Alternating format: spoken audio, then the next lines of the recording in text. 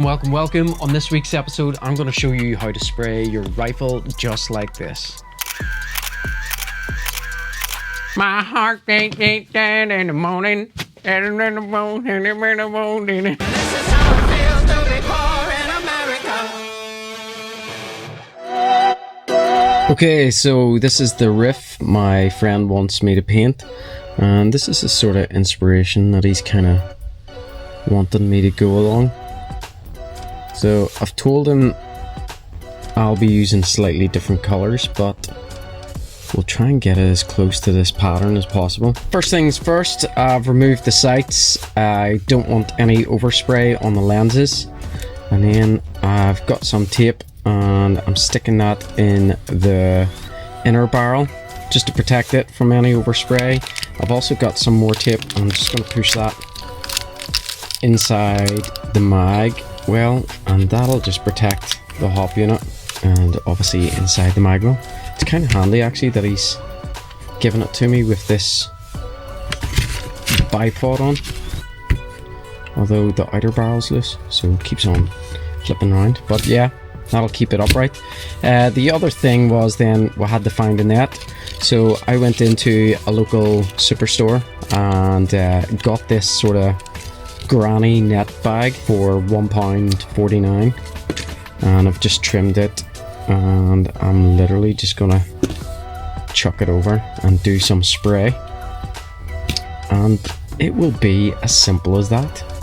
However, rather than just leaving it all black, I think what I'll do is I'll give it a bit of a dusting in places as the first layer. So these are the paints that I use. I get them from skirmshop.co.uk, and this one is Craft Brown, this one is Sequoia Brown, this one is Chocolate Brown, and then this is my highlighter, so it is called Safari Brown.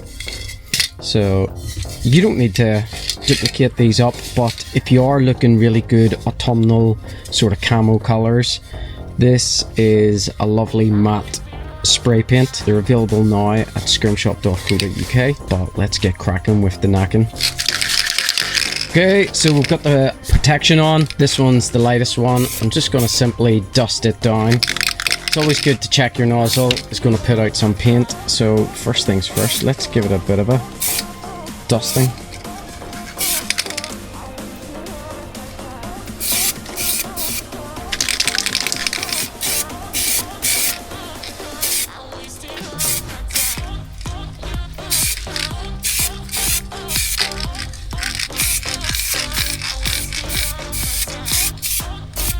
So nothing super major there.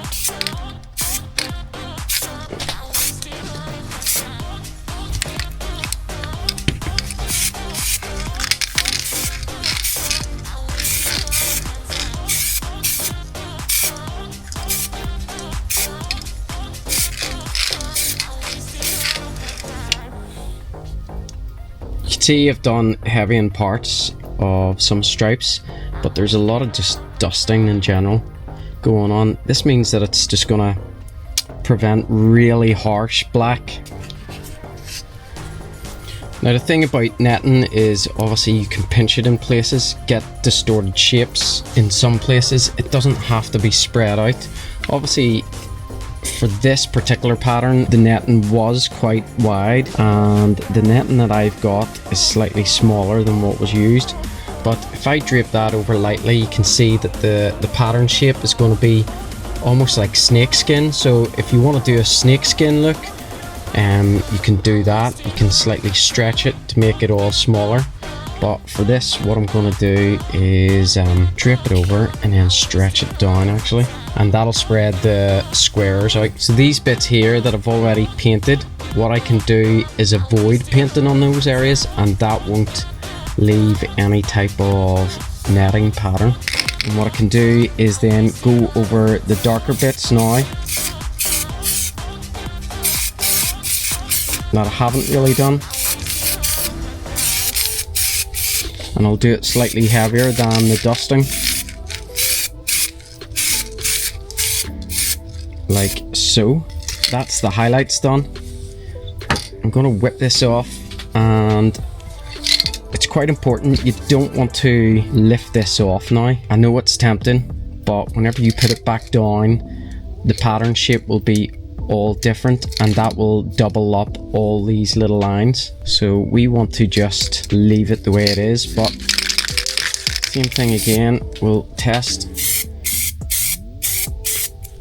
There's the nozzle working. So is this quite like Bob Ross? Am I the Bob Ross of Airsoft? So that's the sort of high mid-tones done. And for the next part, I don't want to do the whole gun brown, okay? I want to start doing breakup. So I've got my highlights, I've got my high mids, and I'll get my low mids. And I won't do the low mids across the whole gun. I'm just gonna do about half of the gun or half of the pattern, and then whenever I go to my darkest areas, I just want to do about a quarter of the gun. So that's my kind of thinking of it. So once again, we'll test the nozzle. And there we go, it's coming out nice. Let's go.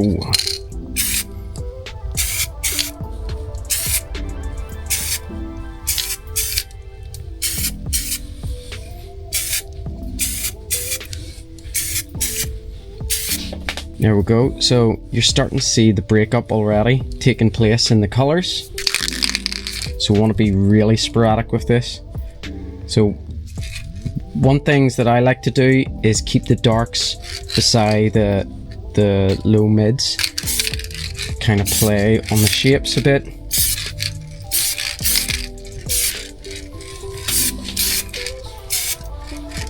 And there we have a really nice breakup.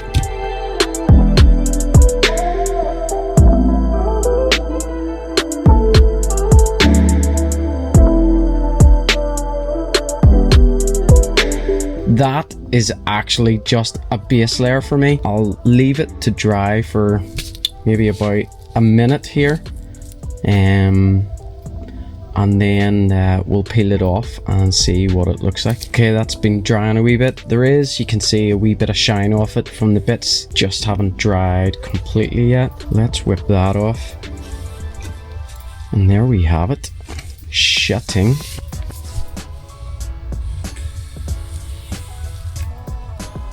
So pretty happy with that, but one thing is, now we've done one side, we need to do the other.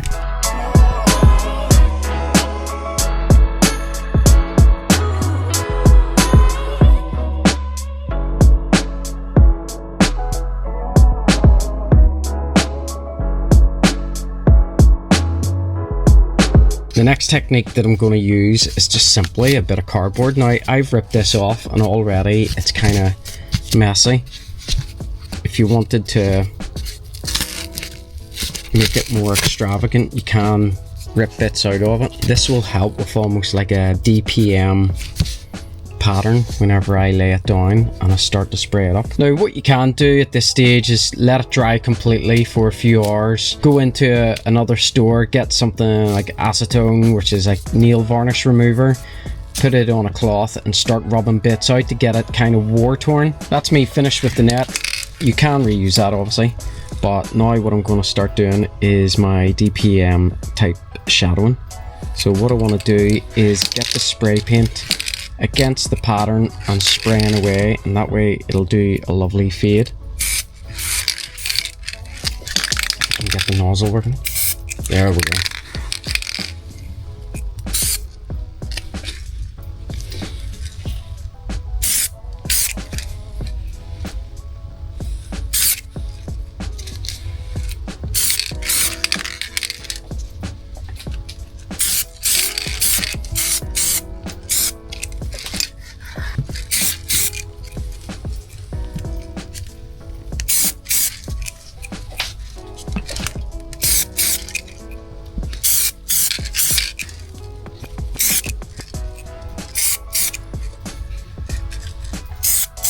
Now you just want to be careful as you spray in this builds up more and more paint, and that paint will eventually fall down on the other side. So as you place it on the gun, you might get little droplets. So it's quite good every so often just to drag off the excess paint and start again while it's kind of dry. But there we have it. Nice. Nice and dry. I've switched off my filming lights just because I needed very bright light just to be able to see what I was doing. This is it, just a normal kind of room light. It's starting to dry up, so there'll be less shine. Obviously you can see the damp parts are still kind of shiny, but that will mat up quite nicely. I'm just going to leave this here for the weekend to dry. The other tip that is really important, make sure to keep your nozzles clean. After you've finished with your paint, turn it upside down and spray it until no more paint comes out and it's just air. That way your nozzle's completely clean and they won't block over as much.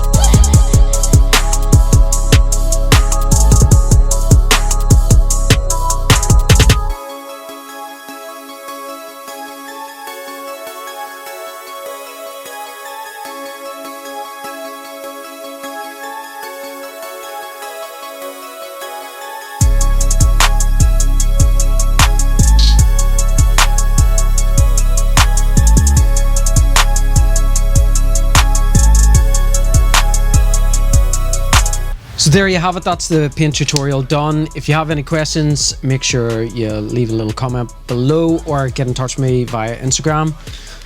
The colours are pretty cool. I will be doing more of these. I'll probably be doing more spray can techniques in the next video, but until then, yeah, feel free to ask away.